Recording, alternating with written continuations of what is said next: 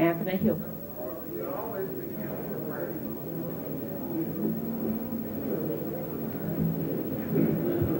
Dr. Henry Kissinger said in Event Los Bons, France, 1991, he said, "Today America would be outraged if UN troops entered Los Angeles to restore order." He went on to say that tomorrow they will be grateful, and this is especially true if they were told that there was a threat from beyond. Brothers and sisters, hold your seats and just wait for a few minutes. Whether real or promulgated.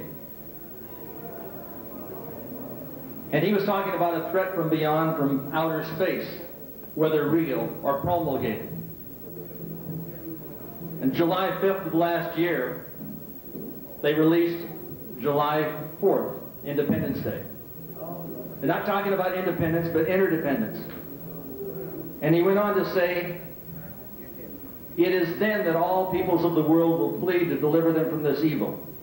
The one thing every man fears is the unknown. When presented with a scenario, individual rights will be willingly relinquished for their guarantee of well-being granted them by the world government."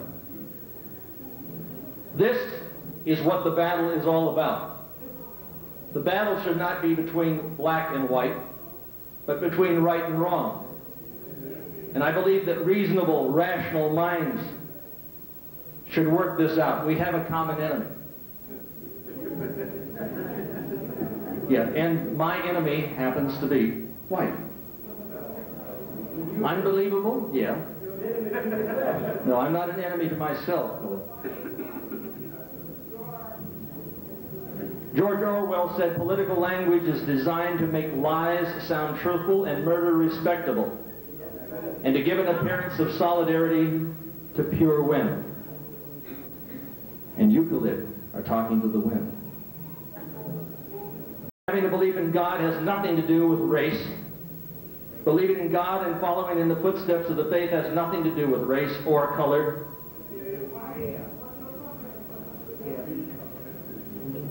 Khalid Muhammad does not cater to the very best in you, but rather panders to the very worst in you. And you, sir, are not leading. You are not leading the people out of the desert into the promised land, but out of the promised land into the desert to die.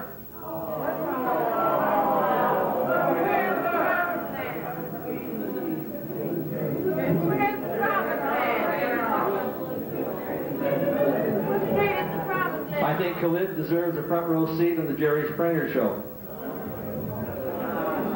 You're exploiting and not benefiting your people.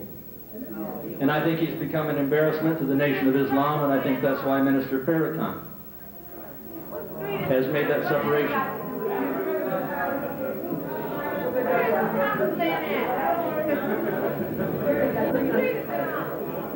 In my remaining time, I want to reiterate what is happening in America. We have the Republican Party and the Democratic Party, both controlled by members of the Council on Foreign Relations. In 1980, we had an election. George Bush, from the Trilateral Commission, was running for president. John Anderson, from the Trilateral Commission, was running for president. Jimmy Carter, from the Trilateral Commission, was running for president. In 1980, it was a heads they win, tails we lose. Even if the coin landed on its side, we would lose. Until we incite a revelation, until we have money in this country that is not controlled by these international banksters and government gangsters, we are going to be forever enslaved to this institution, this evilarchy that I talk about. I did not go to Yale. I was not financed to go to Harvard. And I have no allegiance with them. But I know that individuals in the Ford Foundation are interested in reducing the population of the planet. This is not a question, it's a reality. And when we take a look at the New World Order emerging, and we take a look at how they work over the races, like what color is black? My children are half white, they're half black. Are they then half devils? Yeah. Oh, they're half devils because they're mixed?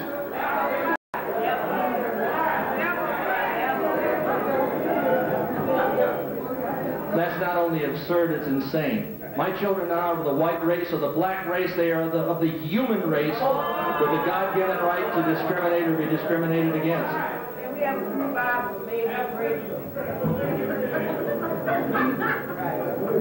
And some of you here are part white.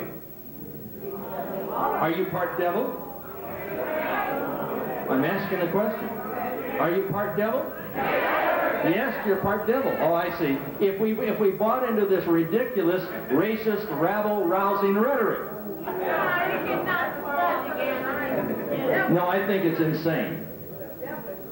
And insofar as the ID is planned, insofar as all of the identification programs are planned, this isn't a figment of my imagination, it is a reality. And you will see the collapse of the stock market, and you will be seeing people in the streets hunting for a meal, something to eat. And what I'm suggesting that you do, if you'd be kind enough and respectful enough to listen, you paid $10 here to hear both of us in a debate. And I'm quite capable of debating Khalid. And that's who I intend to debate with. So, insofar as this is concerned, this problem, I offer solutions. Khalid offers rhetoric. What I am suggesting is that each and every one of you take as much of your money as you can and get gold and silver coin. I'm suggesting that you have survival equipment. I'm suggesting that you buy gold and silver and lead. I'm suggesting that you buy food and that you are prepared for the worst, because the worst is yet to come. Now, if you have done any study at all, you will understand that what I am saying is true. I speak from my heart. You say, well, Khalid says, this brother out of the East Coast, and I'm trying to think of his name. Well, anyhow, that he came up with all of this information. I think he's talking about the Boule.